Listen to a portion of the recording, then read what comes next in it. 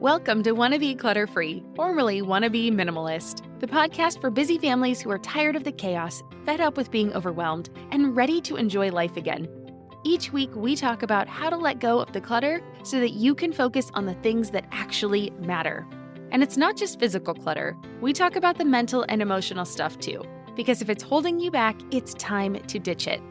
I share what I've done in my own life to declutter, organize, and calm the chaos, but you won't just hear it from me. There are amazing guests too. It's practical, doable, and simple for those of us that want to be clutter-free. You're listening to the Wannabe Minimalist Show with Deanna Yates, episode number 117. On today's episode, I'm chatting with Danielle Bettmann, a positive discipline certified coach and podcast host herself. We're chatting about how we can parent strong-willed children without losing our sanity. Danielle and I had a lovely conversation talking about minimalism too, and you really don't want to miss the story of her journey. She is pretty amazing. Well, hey there, my wannabe minimalist friend. Welcome back to the show. By the time this show airs, we will be in the full swing of September. It is past Labor Day, school is back in session. So those of you with strong-willed children, well, you're going to really appreciate today's discussion. But before we get there, I want to say thank you for joining me. If you are returning, I am so happy you're back. And if you're new, well, welcome. I am honored that you choose to spend some of your time with me, and I do my best to bring you interesting information that can help you both in your home and in your life. In your home, you might want to be decluttering, organizing, and then creating those systems to be able to do more of what you love and less of the stuff you tolerate. Or in your life, you might be listening to this show because I bring on expert guests to help you, like today with your relationships. And if there's a topic that you're interested in learning more about, please will you let me know. Just send me a DM on Instagram. I want to be clutter-free over there, or you can email me. I'll make sure that my email is in the show notes. Or you can do like Jenna Corwin did, and you can leave me a review with a suggestion. And here is what Jenna wrote. Quote, "I love this podcast. Her voice is so uplifting. I love the episode about a capsule wardrobe, and minimizing with great makeup brands could be a cool episode idea." End quote. Well, Jenna, I am happy to report that we have actually found a makeup expert. And so I will be interviewing her in the next few weeks. So keep an eye out for when that interview will come up. So make sure you go ahead and subscribe, and then you'll be notified so you won't miss it. Now, it goes to show you that I do really read and listen to all of these reviews and comments. This show is for you, and I just want to be the best resource for you that I can be. Please keep those reviews and suggestions coming, and I will do my best to incorporate them whenever I can. And with that, let's get back to today's guest episode. I was thrilled to speak with Danielle about her approach to raising children and her journey toward minimalism. I don't always get a chance to chat with people about minimalism and another idea or another area of expertise. So we geek out on it for a little bit. Stick with us as we go through it. She and I had a really fun conversation. And Danielle Bettmann is a positive discipline certified coach for parents of strong-willed kids between the ages of 1 and 7, and the host of the Failing Motherhood podcast. She guides parents to cultivate cooperation, extend their patience, and get on the same page through one-on-one and group coaching. A teacher by trade and a mentor by strengths, her passion is to be a translator between adult and child, helping parents crack the code of their child's personality, find more sanity and strategies, and be kind and firm at the same time. It is all good stuff, and we get into some really good tactics today too that will not only help you with your children. I mean, if you have them, if you don't have children, that is great too, because what we talk about is going to help the other relationships in your life too. Maybe with your partner, your friends, PTA parents, you name it. Okay, so give this episode a listen, and when you're done, head over to wannabeclutterfree.com/117 to get the show notes for today's episode with links to Danielle's website, her podcast, and the free guides and resources she offers. Again, you can find it all at wannabeclutterfree.com/117. And now let's get to our conversation. Well, hi, Danielle. Welcome to the Wannabe Minimalist Show. How are you doing today? Oh, thank you so much. I'm doing well. Great. Well, I am very excited to talk about today's topic. So let's go ahead and just jump on in. So can you tell me a little bit about yourself and what led you to your journey of becoming a parent coach? Yeah. So I'm a mom of 2 girls. They're 15 months apart, which I don't professionally recommend, but here we are. I've been married to my husband for 13 years. We've been together over 20.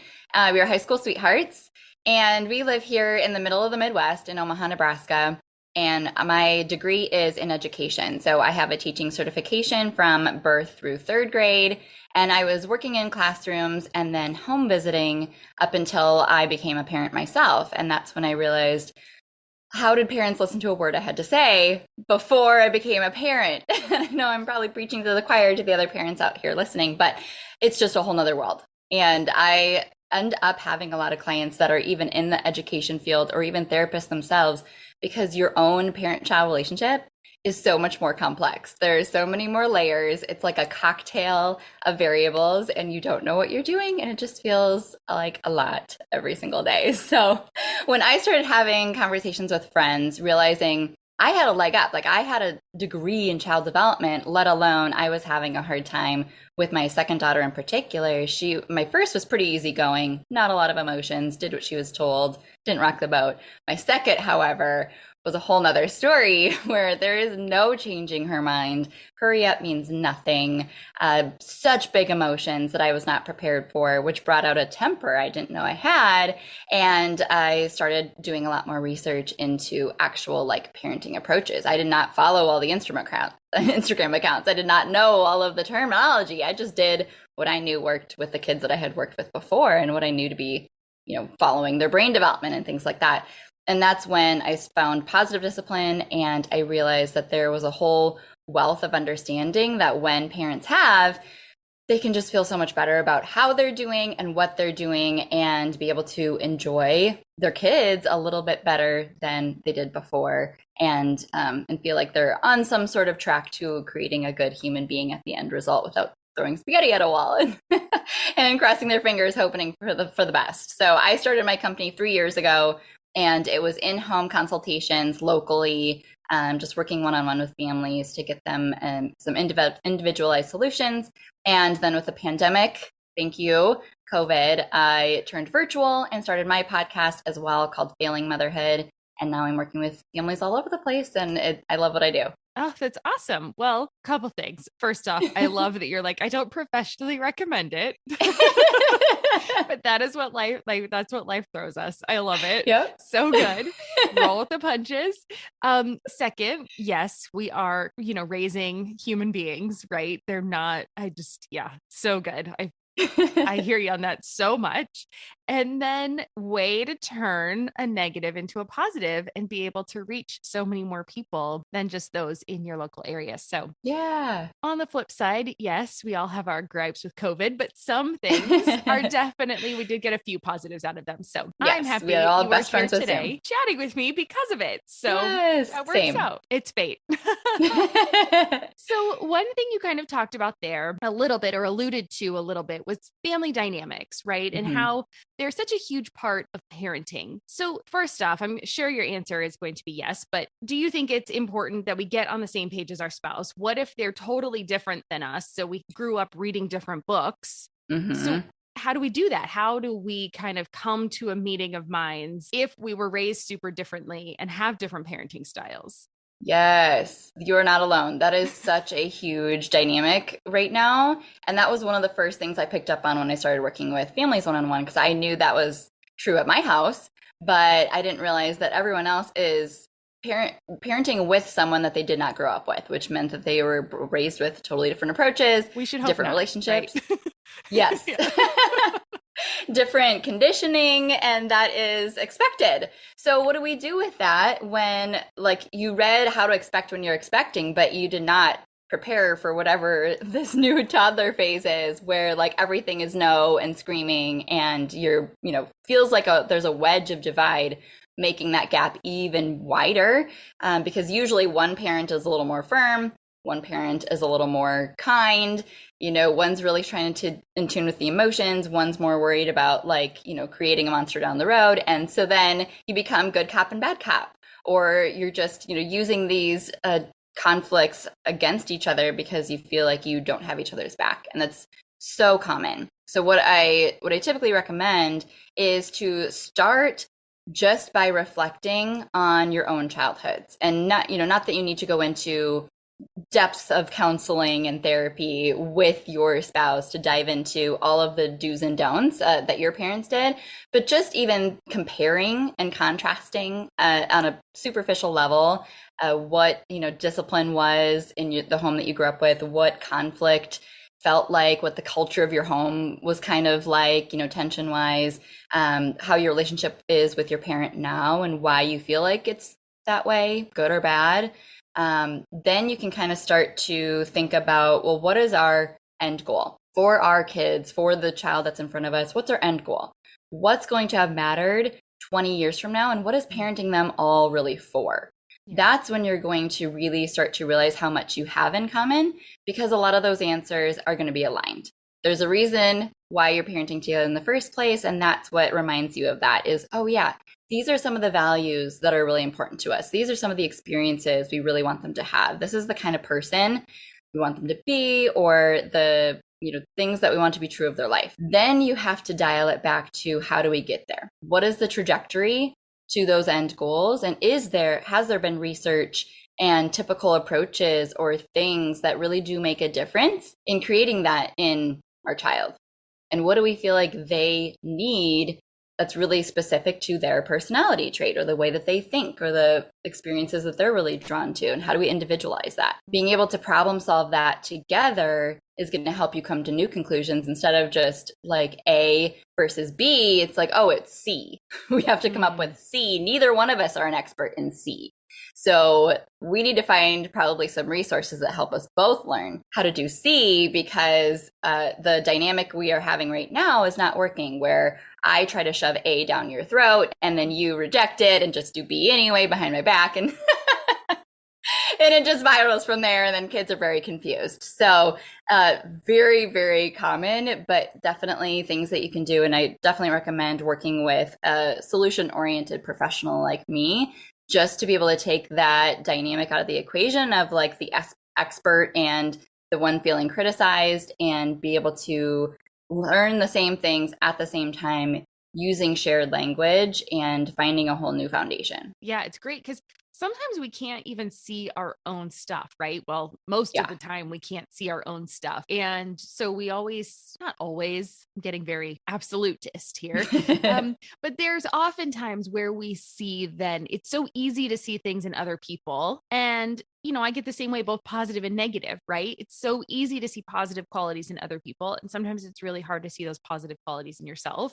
And same with negative, easier to see negative in other people, harder to do that self-reflection. So yes, having that third party, I can imagine, is very helpful when you're having these issues, because they can help open your eyes to what you're not able to see in yourself. So definitely. Yeah. Absolutely. And yeah, it reminds me when we were naming our daughter, when she was born. She was a little bit early, and we had a boy's name all picked out, but girls' names, no, we were just not on the same page. And he had one name he really liked, and I had one name I really liked, and we never could meet on it. And so we ended up having a third name thrown out, which worked out really well, that we both really liked. And so yeah. Good example. It's like, oh my gosh, it's so funny. Well, it's just an easy thing for us to go back to. Like, remember how we couldn't settle on names? Let's come up with a third solution. So I like how you laid that out. That was really awesome. Okay. Another thing let's talk about. You were talking about your second child, being very strong-willed. And so I want to talk about that a little bit.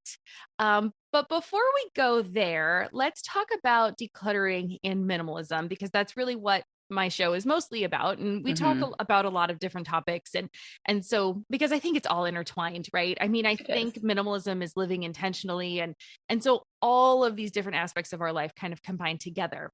But can you tell me a little bit about your journey? Because you have a very interesting journey that you had shared with me, and it's about your journey into minimalism. So tell me a little bit about it, because it's fascinating.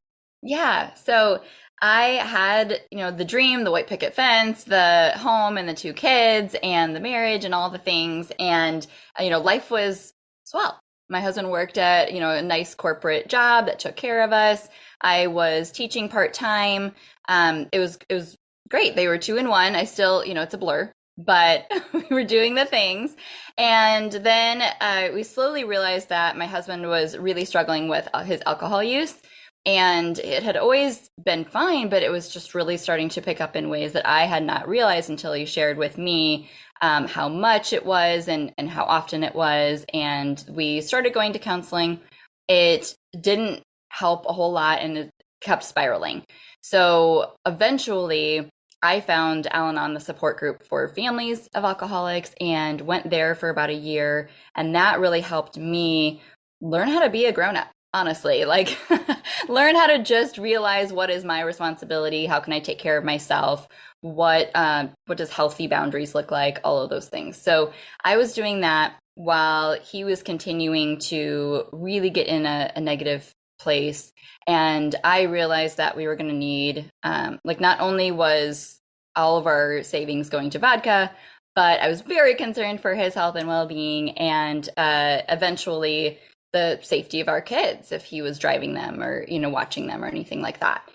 Eventually got to the place where I realized he needed to go to inpatient rehab for a month. And the only way that we could really afford that, because it would take our whole insurance deductible, was to sell our house. And so I made the decision, kind of the executive decision, to put our house up on the market and find a lease for an apartment. I moved out with my daughters into the apartment while he had to make the decision himself that he needed help. And obviously that we could spend an hour talking about all of the logistics of that decision and our relationship and, his recovery and all of that. But what that ensued then was moving from this 2.5-story 1905 house that I loved to a 2-bedroom apartment with kids and everything in tow.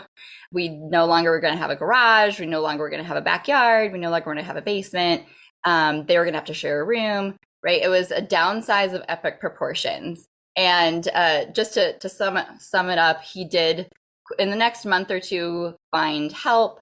He moved back in with us when he got back, and he's been sober ever since. And so we're super grateful for that end to the story. But what happened was I had about a month of closing to go through all of our stuff and find what I was going to take with us to the apartment, what we could sell and what needed to be donated. And I had, for about 6 months, known that this was approaching. So I had started, getting the house ready for sale type, a look, and being able to go through stuff slowly, room by room. And I had already been a semi, I wouldn't even say I was a minimalist at that point, but I loved the idea, right? So as I was going through stuff slowly, we got the house sold, and then it was like a sprint to the finish because everything had to be out and we had to be fully moved into the apartment. And he did begrudgingly help me a little bit, but our relationship was obviously strained and we didn't have family in town. We did not hire a moving company. I regret that, definitely. Always hire the moving company. But so eventually all of the big stuff had to go. That was kid stuff. All of anything that was extra. I was a classroom teacher, so of course I have the teacher hoarding tendency of all the craft supplies, all the books, right? Like anything that could be all educational. The worksheets and oh yeah. So there was no place for that to go. We had taken a couple boxes of like sentimental things back to our parents' houses, but they lived 3 and 5 hours away. It was not an option to just use them as a storage unit. And I had the option of getting kind of a garage or a storage unit in the meantime, because of course I didn't know how long it would be that we didn't have a garage or that we would live at this apartment. But I just really was adamant about like, I don't want to pay for that just to store stuff that we clearly won't be using, so therefore don't need. I'm Margaret. And I'm Amy. And together we host the podcast, What Fresh Hell? Laughing in the Face of Motherhood. Margaret, I would say you're sort of a where are my keys kind of mom. Correct. Sometimes a where are my kids kind of mom. Well, you're, Amy, more of a we were supposed to leave 35 seconds ago, mom. I mean, touche. In each episode of What Fresh Hell, we come at a topic from our usually completely opposite perspectives. I bring the research. And I bring kind of the gimlet eye. Like, is that research really going to work, people? And almost 10 million downloads later, we're still laughing. We also talk to experts in the parenting field, plus parents with stories we can all learn from. We make each other laugh, we challenge each other's assumptions, and we have what we think is the best parenting community on the internet. Check out What Fresh Hell, Laughing in the Face of Motherhood, wherever you listen to podcasts. So I refused. I refused to put in that monthly line item just to store more stuff. So I got rid of so much. And by the time we got to the apartment in that first month, I had a friend come over and we hung up everything we could to make it feel super homey, because obviously it was a hard time in my life. So I wanted the space to reflect the happiness in our home that we were wanting to cultivate and the time together that my daughters and I would be having. And so we decorated it really cute. I spent the whole month just unpacking and getting everything situated so we didn't have to feel like it was as claustrophobic as it probably could have felt. And I was really happy with how it felt and how it looked. And we quickly realized that we didn't need any of that stuff that we got rid of. And it felt amazing. We had this tiny little round kitchen table. We had this little sectional I found off Craigslist that was an IKEA couch. They had a little bunk bed from IKEA that we got and fit in their room. We were big fans of IKEA at that point. Oh, yeah. I still am. Yeah, why not? And it just looked super cute. So we ended up living there for 3 years. And the only thing that we truly missed was our own outdoor space, like a deck. We had a small deck, but it wasn't in the sun. And I thrive in the sun. I need the sun. So having that with 2 kids, obviously in a small corridor, and then hitting COVID where they were in kindergarten and first grade at that point still, and then having to start my business and work from home and then start to homeschool them virtually, we quickly realized, okay, this is no longer sustainable. And at that point, we did find a rental house that summer of 2020. But up until then, it really, truly, I realized that we only need a really small amount of stuff and we can make the most of managing it. And, cleaning that apartment took an hour total. Oh, that part. I know. I love that part, right? Cleaning, yes. The less cleaning with the less stuff. I preach it all the time. And I don't know that people really believe me when I say it. So it's nice to hear it from someone else too. I agree. Well, like I said, it is a fascinating story. It's real life. It's a roller coaster. And I just appreciate you being so honest and open, and just kind of sharing your journey toward, a better life for you and your family. And thank goodness your spouse came along. So that could be a happier ending, but I know you would have been fine, because you are a very strong person. To go through all of that is amazing. So thank you very much for sharing that. Of course. So now that you've moved into a larger home, maybe, and it might not even be that much larger, but just maybe with more outdoor space, which is actually what we did too. How's it going with less stuff? Do you still have less stuff? Yes, we still have less stuff, which has come more by just the budget never really getting to the place where we're ready to make more investment type purchases. It's always been that the money is prioritized for something else. And so this house that we got is big, genuinely, it's bigger than we need. And the landlord was renovating it as we were going through it. And he was trying to be okay, well, this is what the finishes will look like. And this is what we were just I don't even care. Just the square footage alone, we are sold. We're ready to move in. You don't even need to finish it. Dance parties in the living room. Yes. So there is a front room that we only have my daughter's piano, her little keyboard in, and there's a fireplace. The rest of it's furniture free. So it's a hard floor room for dance parties and running around in socks. I love it. and Legos. It's half taken over by Legos. And then there's the true living room that's, carpeted and just the couch and the TV. And then there's this office that the owners at some point of this house created for their wife who was an artist. So it has these cool built-ins and a lot of windows and a vent for the paint fumes or something. So that is kind of our playroom / our pets have taken it over. We have 2 bunnies.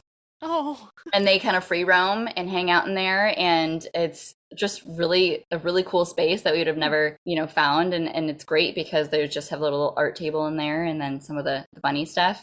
And then we have the basement, and the basement is again furniture free, where they can go down with balls and be crazy and get their large motor. I have some gymnastics mats, and that's all they have in there, and it's great. So of course there's so much potential that every once in a while I'm like, oh, it'd be so great if we could get this cute little article set, just throw out some couple $1,000s and, decorate things really mid-century modern. That's kind of the style of the home.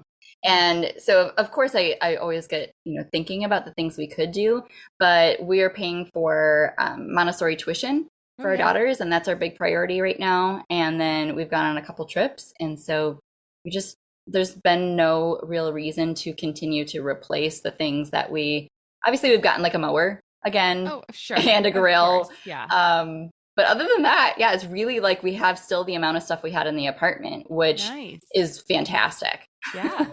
Well, and I think that's so great. So, I live in San Diego, so we get to be outside year round and don't have to worry about really bad weather. But, with you being in the Midwest, how nice is that in the winter when maybe there is a big snowstorm or something that comes through? You're like, oh, we can go downstairs and play and still run around and get all that exercise and activity and not have to be outside if it's really bad. I mean, I still think it's fun to go out in the snow, but again, I live in San Diego, but I have lived where it's cold. So we do actually back to like a little park, like in our backyard has kind of a covered deck. So it's the dream. Like I don't know if we'll ever own again. Now that we're renting, it's like a whole thing. Plus with the market, it's a free for all. So there's that piece of it. Yeah, we are too. We're renting. It's worth the rent right now. We're just year by year, it's working for us. So I mean, my gosh, you say it's crazy there. You should see my neighborhood. It is I can't imagine. Insane to buy a house. I'm like, I can't even go there. All right. We are getting way off topic, you guys. Danielle and I are having a lot of fun chatting. You can tell we should be like real life friends. Yes. And so maybe, after this, she and I can at some point meet up because we have family close by. So this should be a lot of fun. Yeah. So we're definitely gonna make that happen in the future. But let's get back to our conversation and back to parenting, because that's what your expertise is in. And I just really love that you kind of shared that story and how we're talking about kids. So let's talk about toys, because that is one thing that people ask me about all the time. And, I agree that I don't think children need a ton of toys. I'm sure our toy collection has started to grow a little bit, but that's okay. It's a work in progress. Yes. But what advice or tips would you have for your clients when it comes to the types of toys that you recommend they have, maybe even amount of toys or anything like that? Do you have any recommendations there? Yeah, of course, the overall platitudes of less is more, because kids, when they have more choices, can play a lot less deep. It's like having every task that you could ever need to do for work out on your table or up as a tab. It's just too much. There's too many choices. So the less options they have, the more they can go deeper and more sustained play that's open-ended. So less is more, of course, for all ages, all toys across the board, even if you feel like they're missing educational components that are like the necessary things that every kid needs. They will live without a shape sorter. I promise you. Wait, they'll live without a, what was that? Shape sorter. Like the little plastic, the little baby ones where the thing and the thing. Yeah. They'll be okay. They'll learn it anyway. And so there's obviously another component of like quality over quantity, because quality does play a big role in the difference of toys. Like there's really, really dollar store level, gimmicky toys from birthday parties. And then there's, the wooden toys that last you through 3 or 4 kids. And so you make the choice of investing in the pieces that you do want to stay as more of a staple, like maybe a little kitchen set or, mini trampoline or things like that. But for the most part, you're going to filter through a lot of seasons of kind of short-term phases of they're going to be into this for a couple months and then not again for a while. And so knowing how to kind of balance out that, what to invest in and what to kind of just say, this is good enough for now, or I'm getting it secondhand. I got so much secondhand that I could feel like I could offer that opportunity and then not feel bad getting rid of it when the opportunity or the interest waned. So there's a big part of also the toy itself. The more a toy does, the less they learn, as in the less it requires out of them to engage their brain in doing something with the toy. So the more entertaining the toy is, which there was always a time and a place for just entertainment value type toys. But overall, the more the toy does, the less they learn.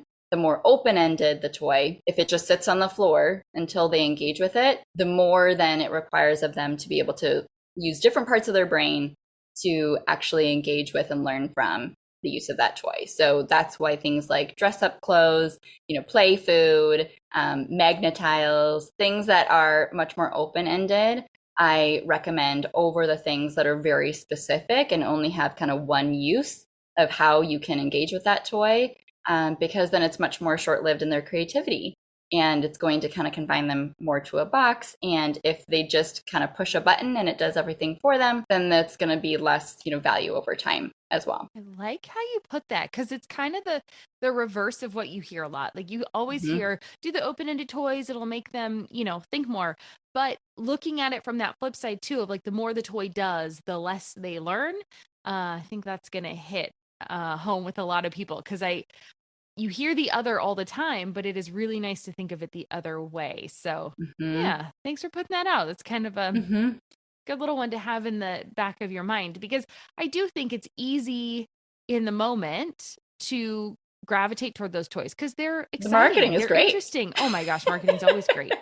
But yes, if you can think that before you purchase that toy of like, okay, how much does this do? Well, then each extra little feature or thing that it does, kind of just take a notch off of like the learning that they'll get. Like that's a really good way to look at it when you're at the store. And there's always a balance, like my kids get the birthday presents that are just, the little toy that like you feed it and then it poops and then it comes on a little, thing that they walk and then it's like so specific. A lot. She really wanted it. I think she played with it for maybe 3 hours. Tops.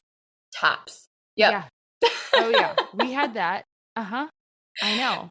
And then you give them that if that's the thing they're asking for. And then you also have grandma get them the thing that you're like, this is what you're really actually going to play with for the next couple months. Crazy. I mean, we knew too, like we knew going in, I was like, you are not going with this toy. I cannot tell you how many times I had her prioritize her list. Like, okay, so let's make a birthday list. What do you really want? And then we'd look at it. And then like a couple weeks later, I'd come back and be like, okay, so your birthday's coming up. Let's take a look at this. Cause we're trying to be really intentional. Yes. Let's take a look at the list and okay, what's still on there? Are these the things you still really want? Okay, well, why don't we put them in order? Because there's a lot of things on these lists. And so you're probably not going to get everything that's on here. You can try to set the expectation. You're not going to get everything you ask for. So let's put them in order. That darn poops a lot dog ended up on the top of that list for a few weeks running. So she got the stupid thing and then played with it for literally 3 hours tops. Yep. I mean, over the course of the month we owned it. Yep. Exactly. So annoying. Obviously, you can tell I'm really annoyed by that toy. Sorry, everyone. See, it happens to the best of us. It does. We do our best. Yes.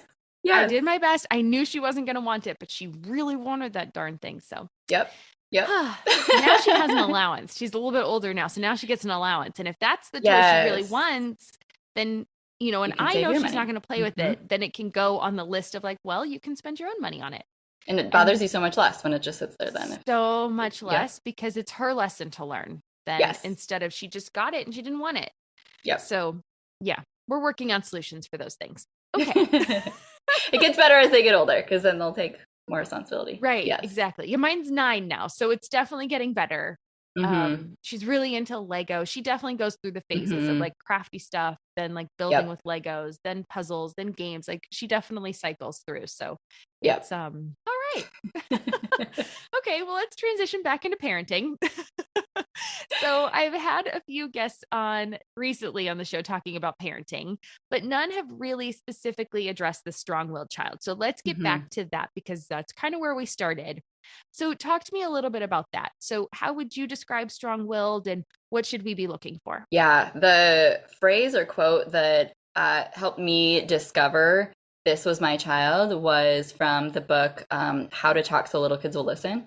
where it said, the harder you work to convince them it's not that bad, the harder they'll work to convince you how bad it is. And I was like, that resonates at such a deep level for what I'm experiencing with my daughter right now.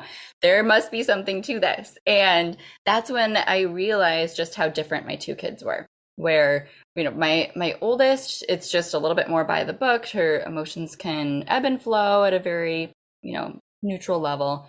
And my second is 0 to 60. Everything is felt at a very deep, visceral level, and it is a very big deal. And if you do not meet her there and validate that it is a very big deal, then she has no choice but to escalate because she feels misunderstood. And she has a very strong sense of justice and fairness and, you know, her way that things should go. And when things don't go her way, we'll hear about it.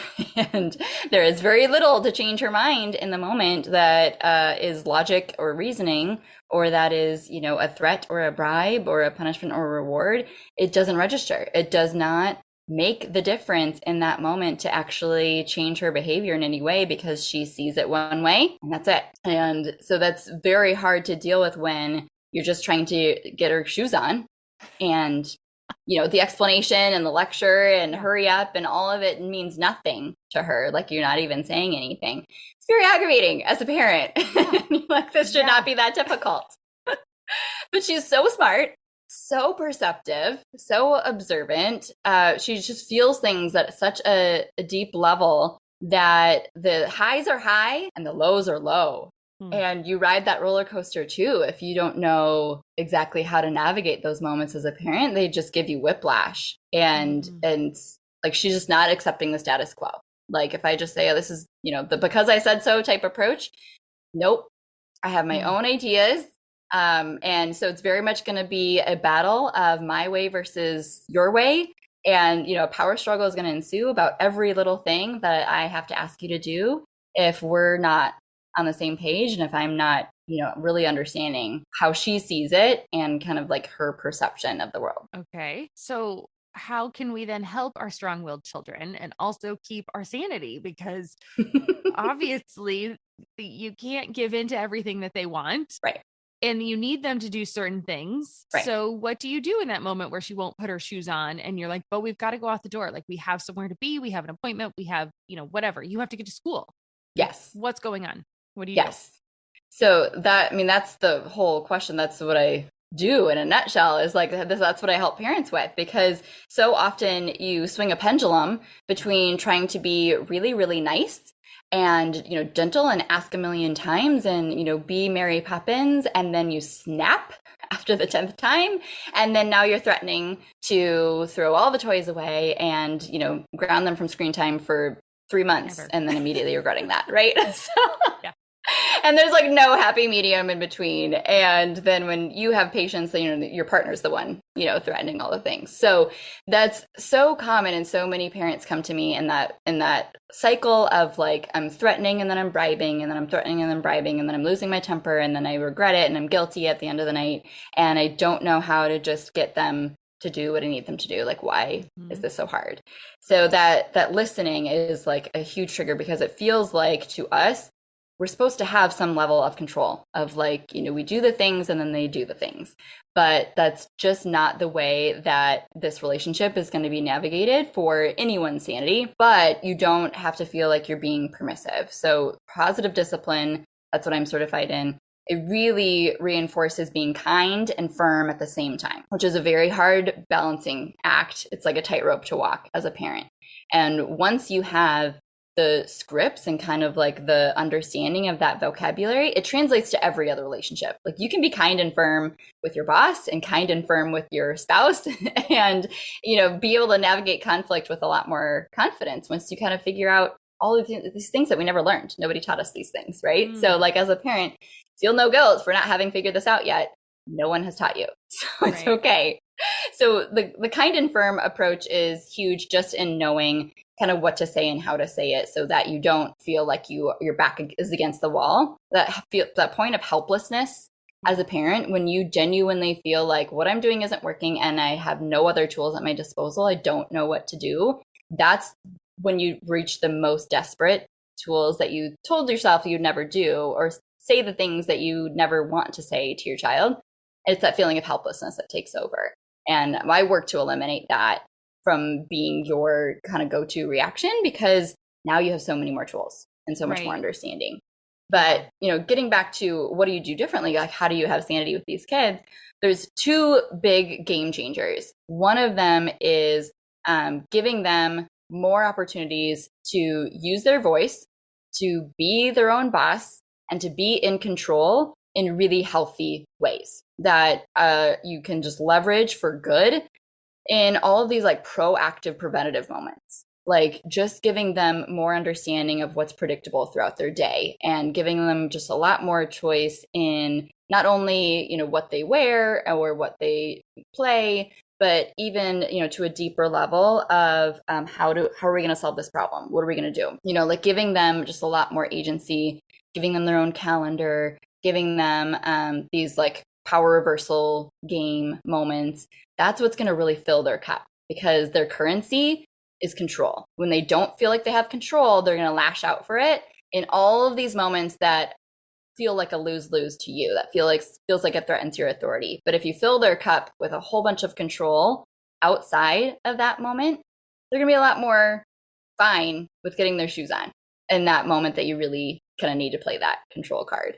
So that's one aspect that I work with my clients to build in these new habit-forming routines that just put their kids at a much higher level of functioning, so that they're not kind of just having all these sideways behaviors that are only there for attention or for control. And once we eliminate those, then we can bond a lot more in our relationship and kind of help with the connecting of what's actually going on for them and how does that work. And that's the second game changer, is this like collaborative problem solving approach. So instead of it just being like, I tell you what to do and you say, or I say jump and you say how high, it's like, okay, the problem is we have school. I can't let you go to school without shoes on. So what are we going to do? Like, the clock is ticking. Mr. Clock says it's almost 8 o'clock. Man, I wish we could stop the clock. I wish you didn't have to wear shoes today at school. Ugh, but we have to wear shoes. So what are we going to do? Are you going to help me put your shoes on here, or should we put them on in the car? Or should we pick these shoes or these shoes? Or something that just feels a lot more like you're not the bad guy. There's a bad guy we're both mad at, and I'm on your team. I totally get it. And we're over here trying to figure out this problem that's like this third party. And once you label the problem is, then you can kind of externalize that conflict and that power struggle from being it's me versus you to it's me and you versus the problem. And that's what resonates with strong-willed kids, is being able to see what's actually going on and taking the emotions out of it and just making it much more like, do you have any ideas? Because a lot of times when you give them a choice, they pick, if you give them A and B, they're going to pick C. That's not a problem. That's them engaging their own critical thinking skills and being able to practice how they would handle something without you there. So encourage that, encourage their ownership of kind of like, how are we going to figure this out? What do you think? Do you have any ideas? And then being able to figure it out together while also still validating their emotions. Like, it's okay to feel that way. Totally fine. And also, you're still wearing shoes to school. So like, what are we going to do? Yeah, that's good. Yeah, you can not want to put the shoes on, but you're still going to have to put the shoes on. Yep. Because that's not negotiable. But there's a lot to negotiate in between of like how the shoe's getting on, or which shoes they are, or the timing of it. Like all of that is negotiable. So let's lean into that. Yeah. Oh, love it. Love it. Great. And I also like how you put there at the end, like you give them two choices. And if they make a third one, don't get mad at it. I think that happens a lot where you're like, that wasn't what I laid out. And so almost as a parent, you think like, am I giving in? Am I getting walked over if they come up with this third option? That wasn't one of the choices I gave you.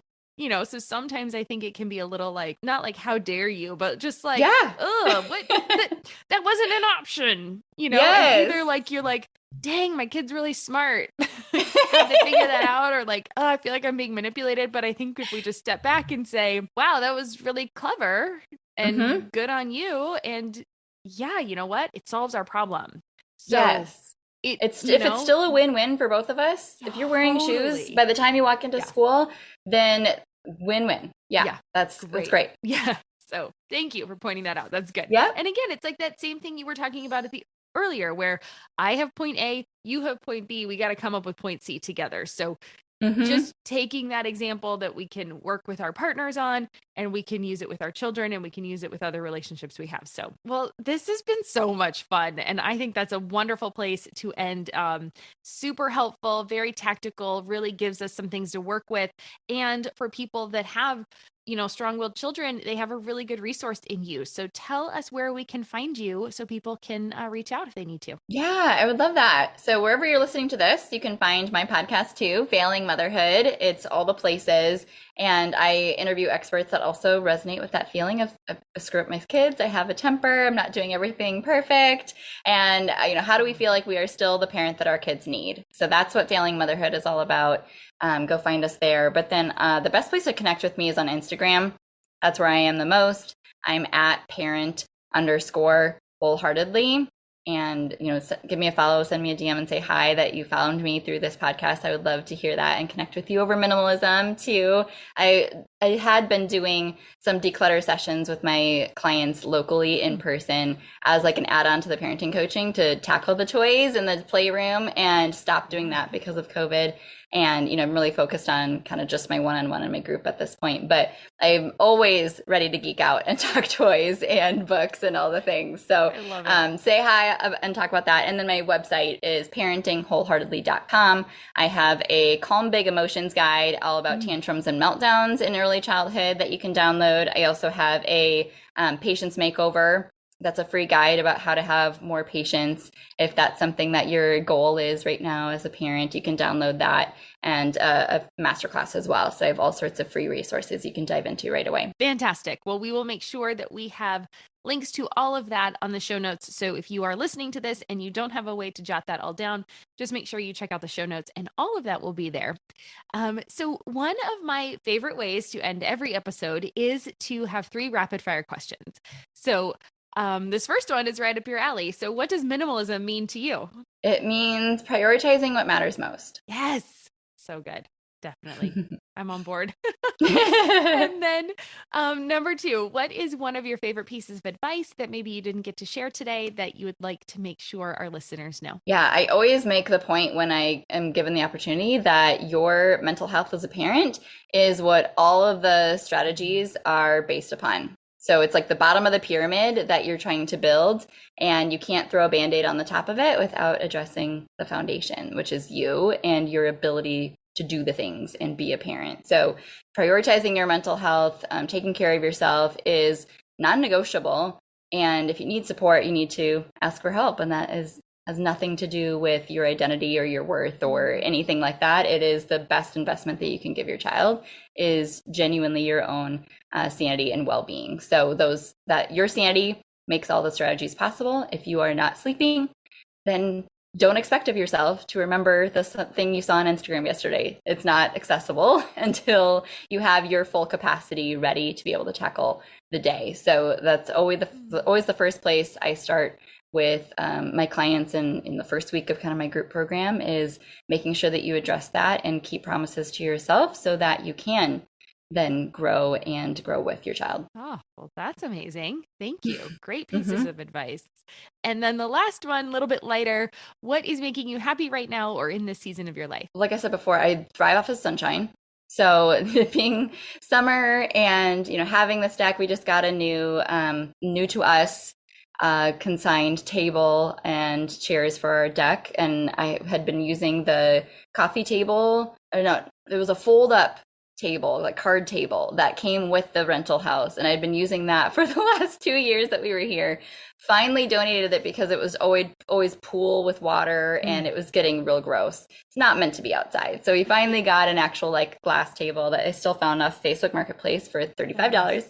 I was always going to share a score.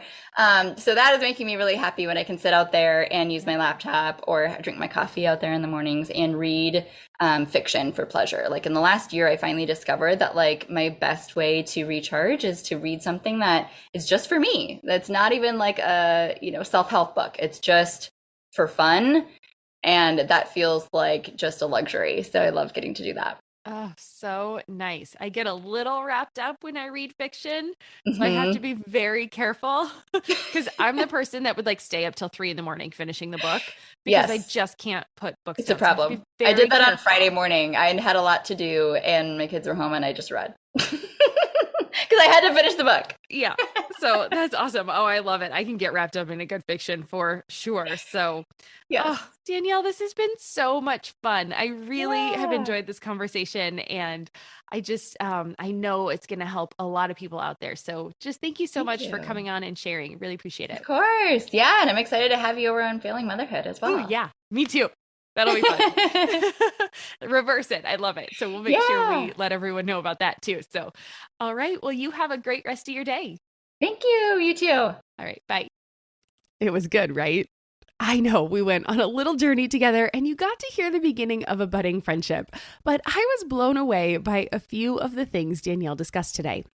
I love how she gave us a fresh perspective on toys and how to look at the flashy ones that we all get enamored with. So we don't need to beat ourselves up when that happens. And just because it looks fun in the moment, well, we need to remember that it might not be the best for our long-term goals that we have for our children. Again, we're the parents, we're in the driver's seat, and we want to give our children that leeway, just like we did with that pooping toy. Oh my gosh, that silly poopy toy. It's okay to have items that are for the current season, that are going to live with you for the moment before drifting out of your life, right? Again, that pooping toy, we had a lovely laugh about that.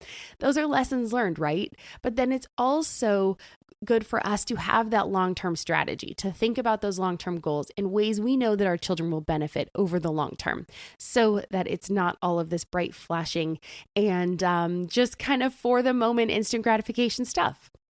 All right, so now it is your turn. I would love to hear your thoughts on this episode and if you had any big takeaways. Come on over to the Wannabe Minimalist family group on Facebook and share. Sharing what you've learned will help you retain it, and plus you might say it in a way that resonates with someone else, and it's a little different than what they heard, and it might be just what they need to hear today. So let's build each other up and encourage each other on our journeys.